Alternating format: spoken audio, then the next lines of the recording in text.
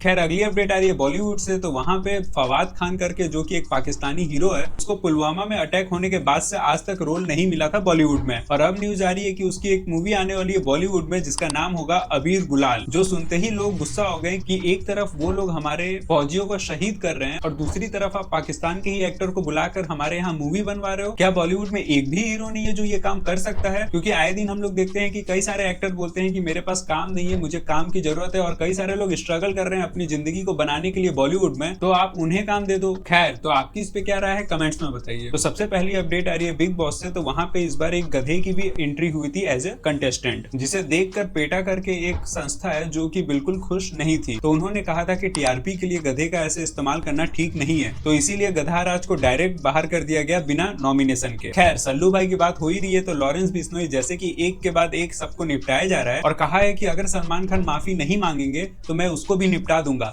अब दिक्कत ये आ गई है सल्लू भाई के पास कि अगर वो माफी मांगेंगे तो ये प्रूफ हो सकता है कि उन्होंने शायद हिरन को निपटाया होगा, और अगर नहीं माफी मांगेंगे तो ये निपटा देगा। तो इसीलिए भाई तो बीच में फंस गए थे। तो इसी प्रॉब्लम का सॉल्यूशन राखी सावंत ने लाया और उसने क्या कहा आप खुद ही देख लो। मैं बिश्नोई समाज से माफी मांगती हूँ राखी सावंत, प्लीज मेरे सलमान भाई की तरफ से मैं माफी मांगती हूँ। मैं माफ कर दो भैया। मैं ये लो भाई, मैं सलमान खान की तरफ से मैं बिश्नोई समाज से माफी मांगती हूँ कि भैया माफ कर दो, लेकिन मेरे भाई सलमान पर बुरी नजर मत रखो, उनको टारगेट मत करो।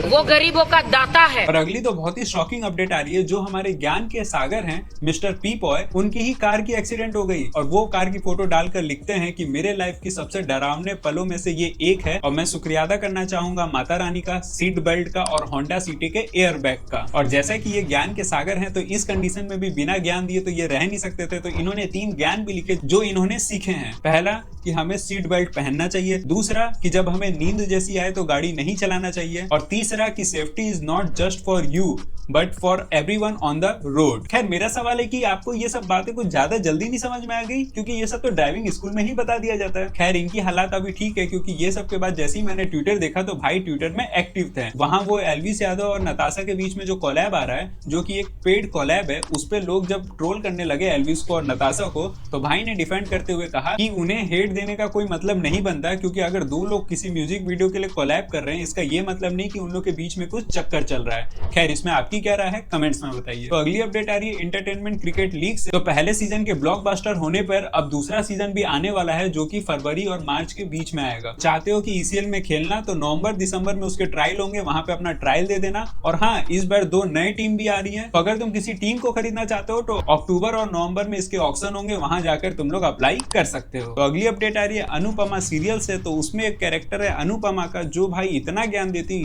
देती जिसकी वजह से मेरी माँ मेरा जीना हराम कर चुकी है, और वही हालत एक और यूट्यूबर का हुआ है और उसने जो बात कही है वो आप खुद ही सुन लो।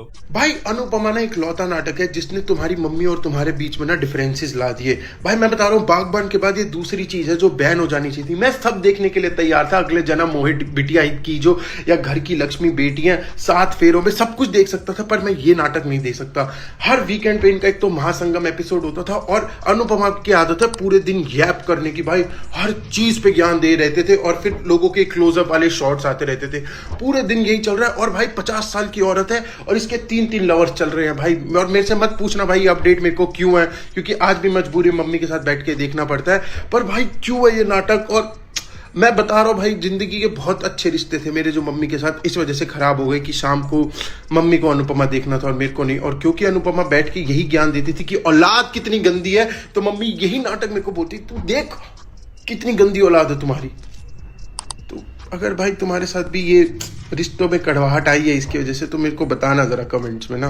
अब अगली एक बहुत ही वायरल वीडियो जा रही है जहां एक सिग्मा मेल के हद तो चढ़ जाती है स्यूडो फेमिनिस्ट। आप खुद ही देख लो। A boy is watching a girl.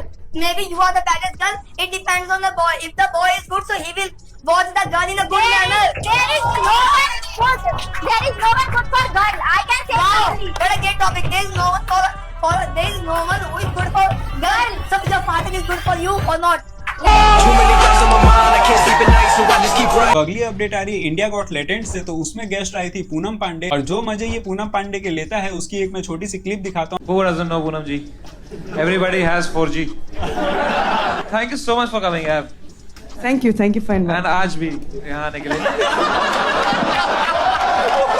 क्या क्या सोच के आया आप लेटेड पे?